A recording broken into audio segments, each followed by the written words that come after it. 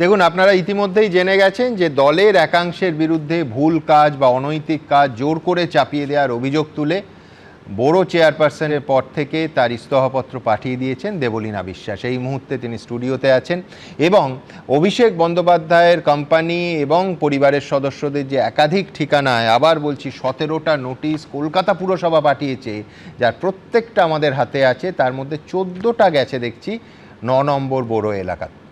এই বোর্ডেরই চেয়ারপারসন দেবলীনা বিশ্বাস। তার কাছে অবশ্যই আমার প্রথমে যেটা জানতে চাইবো সেটা হচ্ছে ওনার পদ ছাড়ার ইচ্ছা প্রকাশের সঙ্গে কি অভিষেক বন্দ্যোপাধ্যায়ের কোম্পানি এবং পরিবারের সদস্যদের একাধিক ঠিকানায় নোটিশ পাঠানোর কোনো সম্পর্ক আছে কিনা আরেকবার জেনে নেব।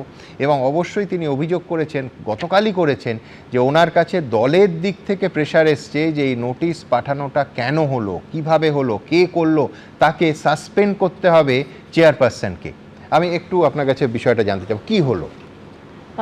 প্রথমেই আমি আজকে ফার্স্ট টাইম স্টুডিওতে এলাম এবং আমার বক্তব্য আমি গতকাল বিভিন্ন প্রেস মিডিয়ার মাধ্যমে তুলে ধরেছিলাম যে 18 তারিখ যে ঘটনাটা ঘটে, যে নোটিশগুলো পাঠানো হয় কেএমসির পক্ষ থেকে, সেই নোটিশগুলো যখন দেওয়া হয়েছে সেটা আমি বিন্দু বিসর্গ জানতাম না, বা আমাদেরকে জানিয়ে ইনফরমেশন দিয়ে ইন্টিমেশন দিয়ে সেই নোটিশও সার্ভ করা হয় না। এটা চেয়ারপারসনের এখতিয়ারেও পড়ে না, এটা সম্পূর্ণ ডিপার্টমেন্ট আছে, বিল্ডিং ডিপার্টমেন্ট, কেএমসি রুল আছে, তারা সেই নিয়ম মেনে কাজগুলো করে।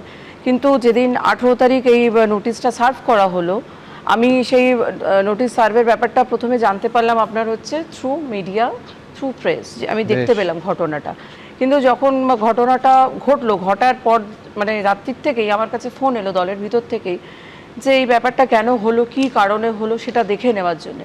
আমি তখন একটাই কথা বলেছি, এটা আমাদের বড় চেয়ারপারসন, আমি বলে না, আমাদের কলকাতা কর্পোরেশনের 16টা বড় আছে, আমি তার মধ্যে একটা বড় চেয়ারপারসন, বড় নয়। এবং ঘটনাচক্রে যেই ওয়ার্ডে নোটিশগুলো পড়েছে 73 নম্বর ওয়ার্ড অভিষেক বন্দ্যোপাধ্যায়ের বাড়িতে, সেই বড় আন্ডারেই পড়ে এই 73 নম্বর ওয়ার্ড, বড় নয়, 10টা ওয়ার্ডের মধ্যে একটা ওয়ার্ড, এবং 17টার মধ্যে 14টা আপনার, 14টা আমাদের বড়তেই পড়ে গেছে। এবার তো সেই কারণে আমাকে রাত্রে ফোন করে বলা হয়েছে। তো আমি বলেছি এটা কোনোভাবেই বড় চেয়ারপারসনদের এখতিয়ার হয় না, কেননা একটা বিল্ডিং ডিপার্টমেন্ট আছে, তাদের আধিকারিকরা রয়েছে, সেই ডিপার্টমেন্টের আধিকারিকরা এটা নোটিশ করে।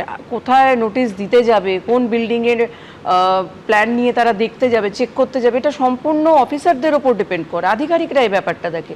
তো সেই কারণে আমি তখনই রাত্রিবেলা ঠিক করেছিলাম 18 তারিখ যে আমি আমার রেজিগনেশনটা দিয়ে দেবো, কেননা যেখানে অনৈতিক কথা বা অনৈতিক কিছু চাপিয়ে দেওয়া হচ্ছে, জোর করে তুমি এটাকে করো বা বলো, সেই জায়গাটা থেকে আমার মনে হয় ঠিক না। কেননা আমি প্রায় 12টা বছর হতে চললো, 11.5 বছর ক্রস করেছি, 2টো টার্মের কাউন্সিলর এবং ফার্স্ট টাইম বড় চেয়ারপারসন হয়েছি।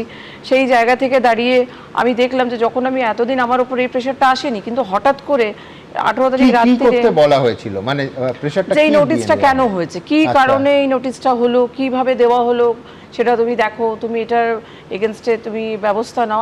আমি কি ব্যবস্থা নেব, এটা আমার এখতিয়ারেই পড়ে না। মানে যারা ইস্যু করেছে তাদের বিরুদ্ধে আপনাকে ব্যবস্থা নিতে হবে। হ্যাঁ, সেইটা আমি কি করে নেব, এটা তো আমার একদমই এখতিয়ারে পড়ে না, এটা কোনো চেয়ারপারসন, কোনো কাউন্সিলর, প্রতিনিধিরই কাজ নয়। তাহলে বিল্ডিং ডিপার্টমেন্ট আছে কি করতে, এটা তো বিল্ডিং ডিপার্টমেন্টের দায়, তারা গিয়ে দেখবে কোন বাড়িতে নোটিশ দিচ্ছে, এবং তারা নিশ্চয়ই আমাকে জিজ্ঞেস করে নোটিশটা দিতে যাবে না, ম্যাডাম আমি নোটিশটা দিতে যাচ্ছি। এটা কখনোই হয় না, কোনোভাবেই হয় না। সেটা আমি তখন বিরোধ করেছি কথাটা, যে এটা আমি করতে পারবো না। তাই জন্যই আমি দেনান দেওয়ার 18 তারিখ রাত্রিরে ডিসিশন নিয়েছি যে না, আমাকে রেজিগনেশনটা দিতেই হবে। কেন এই চেয়ারে বসে যেভাবে এখন চাপিয়ে দেওয়া হচ্ছে, এতদিন হয়নি কিন্তু এখন চাপিয়ে দেওয়া হচ্ছে, তুমি এটা বলো বা এটা করো, সেই জায়গাটার আমার মতবিরোধটা আছে বলেই আমি রেজিগনেশনটা পরের দিন, গতকাল আর কি 19 তারিখ আমি পাঠিয়েছিলাম আমাদের কলকাতা কর্পোরেশনের যিনি চেয়ারপারসন আছেন মালারায়, তার কাছে আমি আমার চিঠিটা পাঠিয়েছিলাম। এবং সেই চিঠিতে আমি স্পষ্টভাবে উল্লেখ করে দিয়েছিলাম যে আমি অ্যাজ আ চেয়ারপারসন আমি রিজাইন করছি, but not as a councillor. কেননা কাউন্সিলর হিসেবে না, এই পদটা যেটা আমরা পেয়েছি সেটা হচ্ছে ইলেক্টেড পদ, মানুষ দ্বারা আমাদের নির্বাচিত পদ, আর যেটা চেয়ারপারসন পদ সেটা হচ্ছে আমাদের সিলেক্টেড, একদম। তো ইলেক্টেড মানুষরা, ইলেক্টেড আমার যারা ইলেক্টেড রয়েছে, যারা ভোটার রয়েছে, তারা কি দোষ করেছে, আমি কেন তাদেরকে সাফার করাবো? যতক্ষণ এই বোর্ড এখনো নির্বাচন হবে সামনেই, সেটা একদিন পর হোক কি 10 দিন পর হোক, হবেই, যখনই হবে, 1-2 মাস পর হলেও হবে। তো সেই নির্বাচনটার আগে আমার ওয়ার্ডের যারা ভোটার রয়েছে বা আমার ওয়ার্ডের যারা নাগরিক রয়েছে, তারা কেন পুরো পরিষেবা থেকে বঞ্চিত হবে? কেন পুরো পরিষেবা এমন একটা জিনিস মানুষের প্রত্যেক দিন দৈনন্দিন জীবনে দরকার। তো সেই চিন্তাভাবনা করেই আমি 19 তারিখ গতকাল আমার রেজিগনেশনটা পাঠাই কলকাতা কর্পোরেশনে, এবং সেখানে আমি ক্লিয়ারলি স্টেটমেন্টে লিখে দিই 2টো লাইনে যে আমি বড় চেয়ারপারসন হিসেবে কন্টিনিউ করব না আমার কাজ।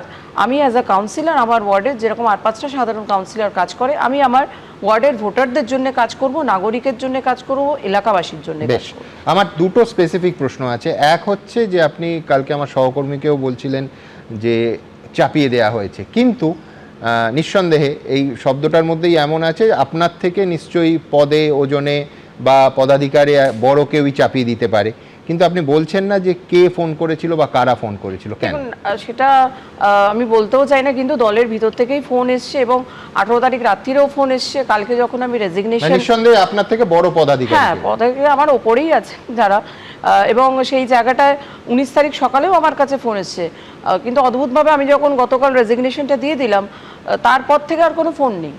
কেন আমি দেখলাম যে এই জায়গায় নীতি আর এটার সঙ্গে নিজেকে আপোষ করা যায় না। আমি যেভাবে আমার ওয়ার্ডে কাজ করেছি, মানুষের সঙ্গে জনসংযোগ রেখে কাজ করতে হয়। মানুষ একটা ভোট দেয়, তারা অনেক আশা নিয়ে ভোট দেয় যে 5টা বছর তারা প্রতিনিধিকে দেখতে পাবে, তাদের বাড়ির সামনে কাজ হচ্ছে কি, তাদের এলাকাতে যখন যেটা দরকার হয় সেই দরকারে যেন পায়। তো সেই কারণেই কিন্তু আমার রেজিগনেশনের মধ্যে স্পষ্ট একটা লাইন আমি মেনশন করে দিয়েছি, আমার রেজিগনেশন লেটারটা যদি ভালো করে দেখেন। কিন্তু 1 ঘন্টা দাঁড়িয়ে থেকেও অফিস থেকে ফিরে চলে এসেছেন, কলকাতা কর্পোরেশনে সেই চিঠিটা অ্যাকসেপ্ট করা হয়নি। বেশ, আমার দ্বিতীয় প্রশ্ন, আপনি যখন বক্তব্য শুরু করলেন প্রথম দুটো লাইনের মধ্যেই বললেন যে আমি কি করে জানবো, বিল্ডিং ডিপার্টমেন্ট জানতে পারে। কলকাতা পুরসভার বিল্ডিং ডিপার্টমেন্ট মেয়রের হাতে। আপনার কি মনে হয় যে ববি হাকিম তিনি জানতেন? দেখুন, আমি তো থ্রু মিডিয়া, থ্রু প্রেস থেকেই দেখতে পাচ্ছি উনি আজকেও স্টেটমেন্ট দিয়েছেন যে উনিও জানতেন না।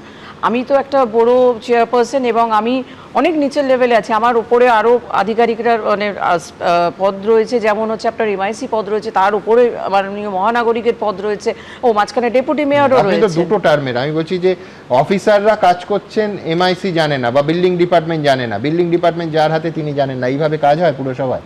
সেটা তো আমি বলতে পারবো না, কেননা দেখুন আমাদের বড়ো থেকে, আমি আমার বড়োটা বলতে পারবো যেহেতু আমি আমার বড়োর দায়িত্বে ছিলাম। আমার বড়ো থেকে কখনোই এরমভাবে অফিসারদেরকে দিয়ে আমরা দেখিনি কাজ করতে, বা আমি অন্তত করিনি, বা আমাকে এসে আমার অফিসাররা জিজ্ঞেস করে গেছে ম্যাডাম আজকে এই ওয়ার্ডে যাচ্ছি কি, আজকে ওই ওয়ার্ডে। এটা যখন মানুষ আসে, জনগণ আসে, বা যে কমপ্লেনেন্ট যে কমপ্লেন করে, সে কমপ্লেনটা দেওয়া মাত্র তারা গিয়ে সেখানে দেখে, তাদের সেখানটা নজরদারি করে যে সত্যি কমপ্লেনটা ভেরিফাই করে যে ঠিক আছে কিনা, দেখলে সেখানে নোটিশ দেয়।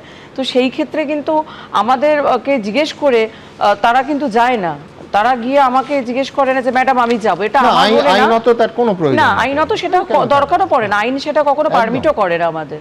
বেশ, আমার আপাতত শেষ প্রশ্ন, সেটা হচ্ছে আপনি একেবারে শেষে বললেন যে 1-2 মাস পরে ভোট হতে পারে। আমি বলছি নির্ধারিত সময় তো নভেম্বর, আপনার কি মনে হয় যে ভোট এগিয়ে আসতে পারে? না, এটা আমি কথার কথা বললাম, সে 10 দিন পরও হতে পারে, সেটা আমি কথার কথা বললাম, 1 মাস পরও হতে পারে, সেটা না।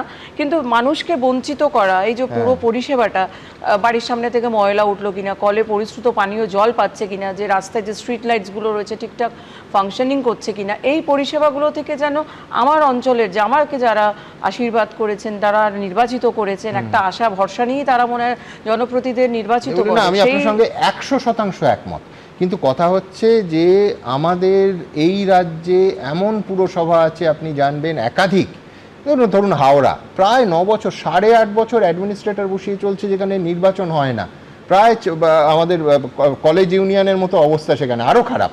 আমি বলছি সেখানে তো পুরো পরিষেবা প্রতিদিন হ্যাম্পার হচ্ছে। তো এইটা তো বছরের পর বছর হয়ে আসছে আমাদের রাজ্যে।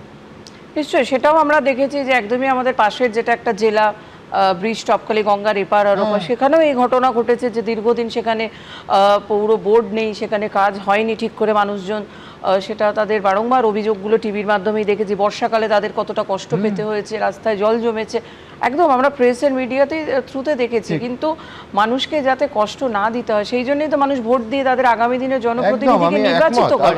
এবিপি আনন্দ, এগিয়ে থাকে, এগিয়ে রাখে।